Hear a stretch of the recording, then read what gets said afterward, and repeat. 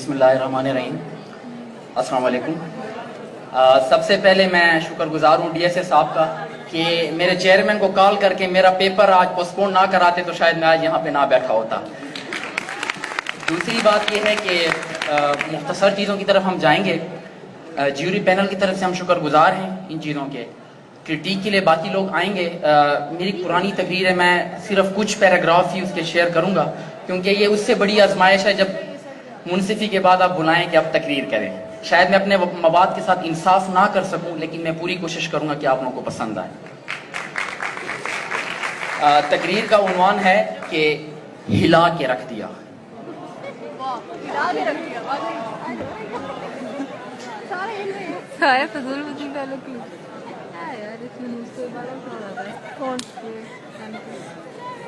कल रात डेंगी ने मुझे काटा, ये उसका जुनून था।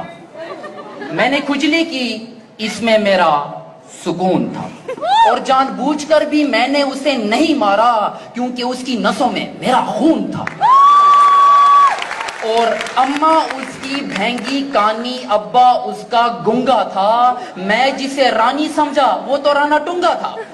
और इस आशिकीन ने मुजरिम बना के रख दिया, पुलिस के हत्थे चढ़ा के रख दिया। उन्होंने पैंट में छोड़े चूहे, पांचे किए बंद और फिर हिला के रख दिया। तो मेरे मोना लीजा जैसे हसीन भाइयों और कोंडा लीजा जैसी संगीन बहनों,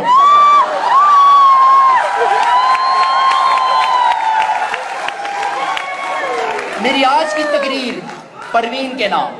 जनाब सदर, परवीन मेरे सौतेले चचा के सगे भाई की पहली बीवी के तीसरे शोहर की 13वीं बच्ची थी, इसलिए आज तक समझ नहीं आया किस तरह बच्ची। तो जरा गौर फरमाइए, ये उन दिनों की बात है जब हम थे उन पर नजरें जमाए, दांतों में उंगली दबाए, आंखों पे चश्मा सजाए, और वो जो BZU में आए तो हाय हाय हाय। मैंने उनको देखा, उन्होंने दूसरी तरफ देखा। मैं जो मुस्कुराया, उन्होंने मुंह बनाया। लेकिन जब वो खिलखिलाया तो टिक टिक का पान मसाला हम दोनों ने खाया, बड़ा मजा आया। फिर उसके हुस्ने मारा गोला, होने वाला था कोई रोला। लड़की थी या गोर में कोला, हाय मेरे मौला हाय मेरे मौला। जुल्फे उसकी गीली गीली, साड़ी उसकी नीली पीली, चाल थी उसकी ढीली ढीली। मेरे ख्याल में उसके पास पेचकस नहीं था, और पेचकस ढूंढते ढूंढते मुझे देखकर उसने छनकाई प्यार की वंग माहिया। लट्ठे दी चादर उते सलेटी रंग माहिया। बस यही अदा मेरे दिल में कुछ इस तरह से बस गई जिस तरह छोटे से रक्शे में आपदा परवीन फंस गई। फिर इतवार की रात हुई, हमारी पहली मुलाकात हुई। दोनों एक दूसरे के इतना करीब आते हैं जिस तरह आटे को देखकर गरीब आते हैं। वो आगे बढ़ी, मैंने आयतुल कुर्सी पढ़ी। जनाब सदर, उसकी बहती नाक देखकर मुझे यूं लगा जैसे पिघली हुई कुल्फी हो, और उसकी सुर्ख आंखों में डूबकर मैं हो गया बेगाना। वो तो बाद में पता चला पगली चर्स पीती थी रोजाना।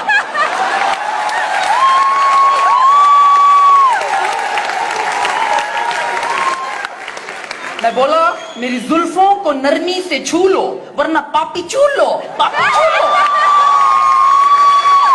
वो बोली, नीला पीला रंग न कर पप्पू यार, तंग न कर। उसे मनाने रियो बिस्किट लेके गया मैं छत के ऊपर। वो बोली, प्यार मोहब्बत से भी ऊपर, पीक सुपर। और अब न वो इकरार करती है न वो इनकार करती है, मेरे ही सपनों में आके फारूक साहब से प्यार करती है।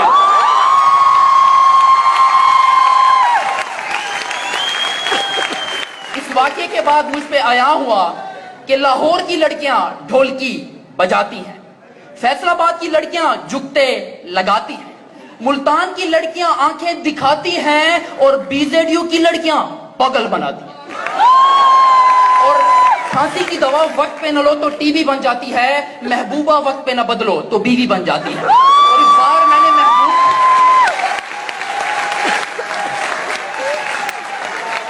और इस बार मैंने महबूब की बजाय जमाने को बदलने की ठानी, मगर मुझे देखकर हुई हैरानी कि बज़ाहिर तो लैपटॉप देने वाले मेरिट नवाज नजर आते हैं, पर करप्शन के मामले में ये तो शाहबाज नजर आते हैं।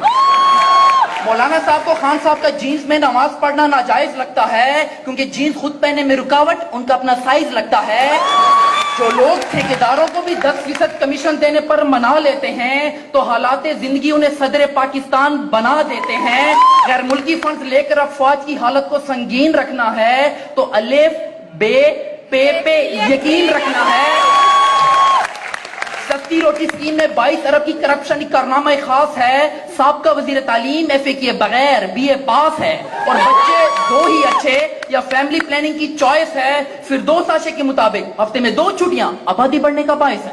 اوپر سے ہو جاتی ہے گیس کی بحرانی, پیٹرول کی گرانی, تو سن کے اپنے ملک کی درد بھری کہانی میں بیت الخلا میں بیٹھ گیا, میں خانہ سمجھ کر لوٹے کا پانی پی گیا پیمانہ سمجھ کر. جناب صدر, اس معاشی ناانصافی کے بعد میں نے چھوڑ دیا اپنی محبت پروین کو, ترجیح دی اقبال کے شاہین کو. سب سے پہلا بسیرا کیا پہاڑوں کی چٹانوں پہ, پر فائرنگ کر کے بھگا دیا بنارس کے پٹھانوں نے. پھر زندگی کی بھیڑ میں کچھ اس طرح سے کھو گئے, پتہ ہی نہیں چلا آلو 80 روپے کلو ہو گئے. اور وسیع ہونے لگا میرا نالج تو میں نے داخلہ لے لیا فارمیسی کالج, اور یہاں پر آنے کے بعد مجھ پہ آیا ہوا اس معاشرے میں کوئی لڑکی کھانسے تو سگڑ پن, لڑکا کھانسے تو دمے کا مریض. کلاس میں لڑکا سوال پوچھے تو اوچھا, لڑکی پوچھے او اچھا. لڑکی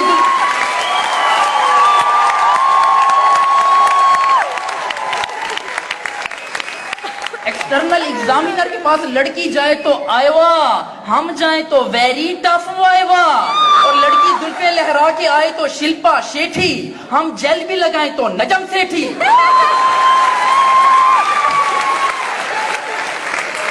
اور لڑکی کیٹ واک کرے تو حق, ہم کریں تو مردانگی بے شک. حقیقت تو یہ ہے کہ عورت کے مقابلے میں مرد ہمیشہ زیادہ خوبصورت ہوتا ہے. یقین نہیں آتا تو مرغے کو دیکھ لو, شیر کو دیکھ لو, مور کو دیکھ لو, یا پھر اس وسیم بلور کو دیکھ لو. جناب اس واقعے کے بعد میں گھر گیا اور ماسٹر کے مولٹی فارم پہ سو گیا.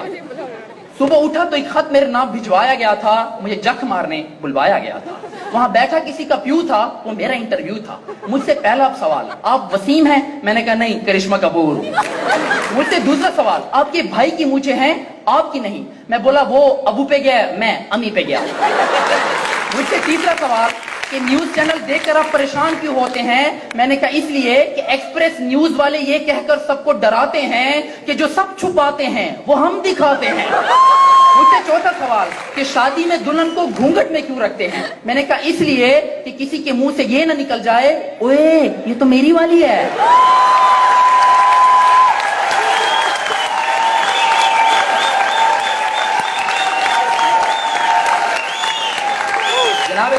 وہ سارے کا سارا عملہ میری باتوں سے ہو گیا کملا.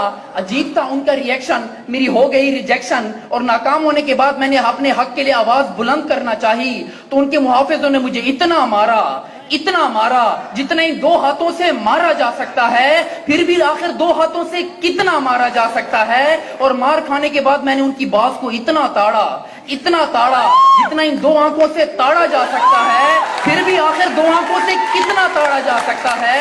اور اسے تاڑنے کے بعد میں وہاں سے اتنا بھاگا جتنا ان 2 ٹانگوں سے بھاگا جا سکتا ہے. پھر بھی آخر 2 ٹانگوں سے کتنا بھاگا جا سکتا ہے کہ اچانک بھاگتے سورج کی کرنوں نے میری آنکھوں کو چمکا کے رکھ دیا. دبوچا پولیس نے تو گھٹنوں کو میری ہلا کے رکھ دیا. اور جیل جانے کے بعد مجھ سے رشتہ نہ ہونے کا باعث اس کا ابا تھا. سب حیران تھے, اس نے ایسا ابا کہاں سے لبھا تھا. اور اس کے نانا نے بھی یہ کہہ کر مجھ سے رشتہ توڑ دیا کہ مونگ پھلی میں دانا نہیں, ہم تمہارے نانا نہیں. اور میری ساکھ جو رنگ بدلنے سے پہلے مجھے سمجھتی تھی شہزادہ پیرس, کہنے لگی یو ریمنڈ ڈیوس. مگر اس کے باوجود میں نے لکھ دیا خط اس کو صبر کر کے, دل میں ارمانوں کی قبر کر کے. بھولی بھالی سمجھ نہ سکی میرے پیار کو, دے دیا خط اپنے بھائی گلزار کو. پھر میں نے دریا کی بڑی موج دیکھی جب اپنے پیچھے گلزار کی فوج دیکھی. اس کے مارنے سے جسم سے سانس نکل رہے تھے, منہ سے اگلے پچھلے رات اگل رہے تھے. لوگوں نے کہا کس پہ عذاب آیا ہے, میں نے کہا خط کا جواب آیا ہے. جناب میں نے ساری عمر جیل میں گزاری اور اس کے باوجود, اس جرم کے باوجود ہی دنیا میں میرا کوئی دشمن نہیں ہے. جناب صدر دنیا میں میرا کوئی دشمن نہیں ہے کیونکہ میں ڈنگ ڈنگ ببل کھاتا ہوں اور سب کو دوست بناتا ہوں.